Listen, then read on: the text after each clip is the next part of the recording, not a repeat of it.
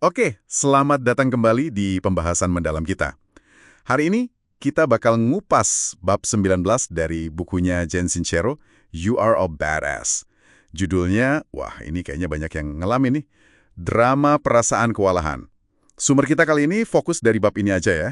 Tujuannya ya biar Anda, pendengar kita, bisa lebih paham gitu. Kenapa sih kita sering banget ngerasa kayak tenggelam sama kerjaan atau urusan? Dan gimana perubahan cara pandang aja tuh bisa ngubah segalanya. Cerita awalnya aja udah unik banget.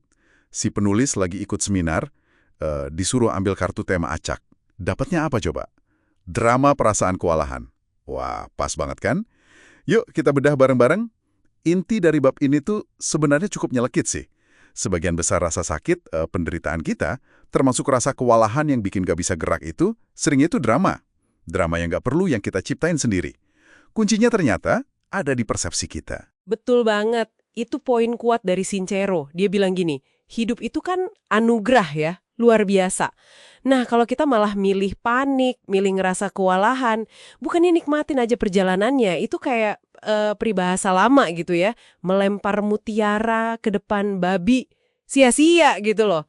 Jadi ini tuh pilihan sebenarnya. Kita bisa kok ngubah realitas yang kita rasain, cukup dengan ngubah cara kita mandangnya. Dalam juga ya cara menggambarkannya. Nah, Sincero ini ngebahas 3 keluhan paling umum nih soal kewalahan. Yang pertama, dan ini pasti Anda sering nendar, atau mungkin sering ngomongin sendiri. Nggak cukup waktu. Aduh, saya sendiri juga sering banget kejebak di sini.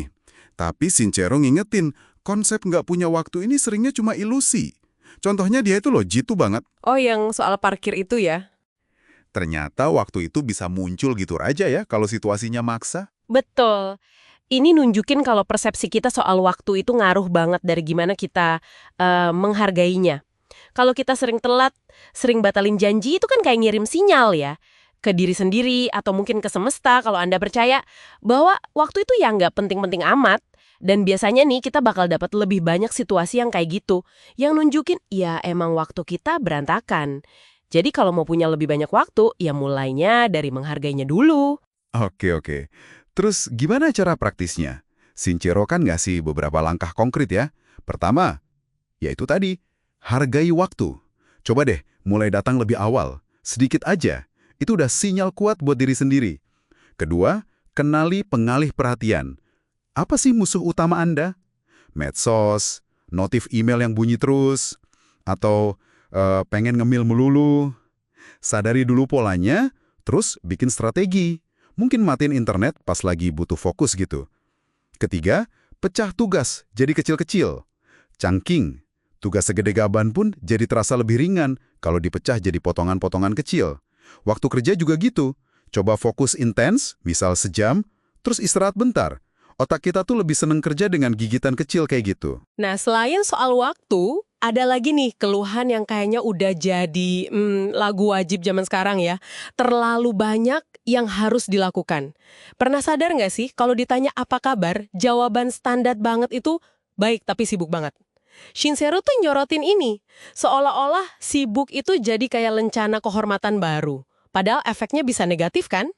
Iya juga ya, jadi kayak bangga gitu kalau kelihatan sibuk banget.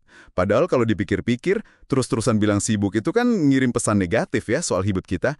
Terus solusinya gimana dong menurut Shinchero? Gini, kuncinya itu ada di mengubah narasinya. Coba deh, berhenti ngulang-ngulang betapa sibuknya Anda. Fokus aja ke bagian kerjaan atau aktivitas yang emang Anda nikmatin. Putuskan aja dalam hati kalau Anda itu ngejalanin hidup yang seru dan santai. Terus ya komunikasikan itu. Ini bukan berarti nyangkal realitas loh ya, tapi lebih ke milih fokusnya mau kemana. Oke. Masuk akal sih. Terus ada tips praktis lainnya nggak? Ada beberapa. Pertama, jangan malu atau gengsi buat minta bantuan.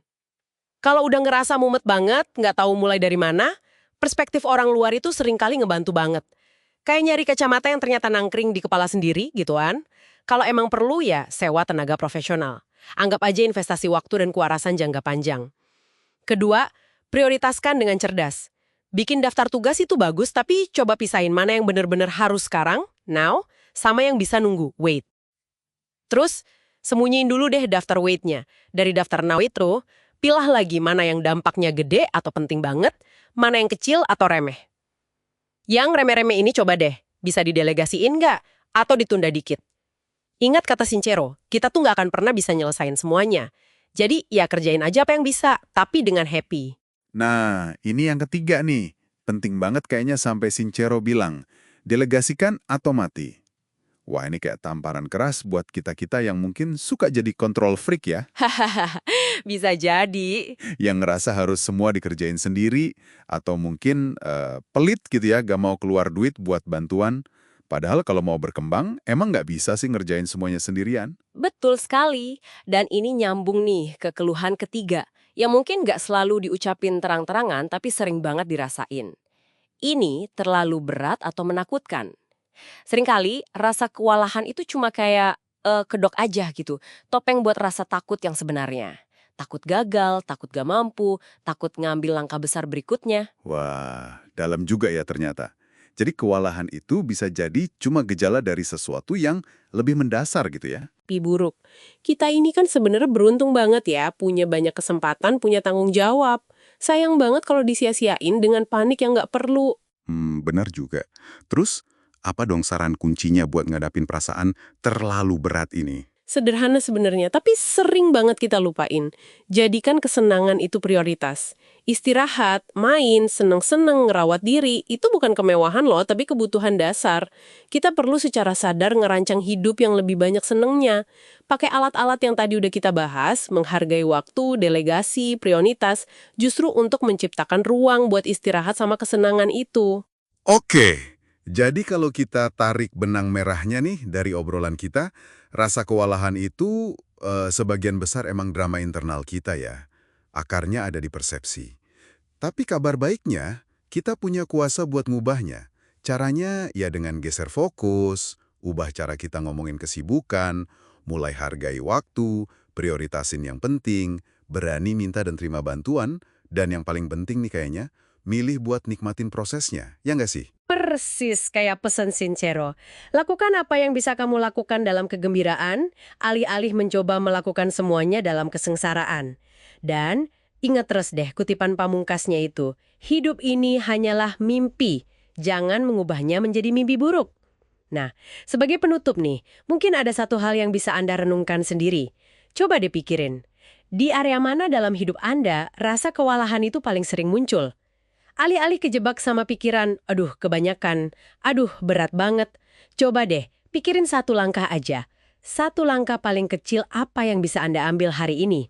Supaya ngerasa sedikit lebih pegang kendali? Atau mungkin nemuin sedikit aja kesenangan di tengah prosesnya itu. Coba direnungkan ya.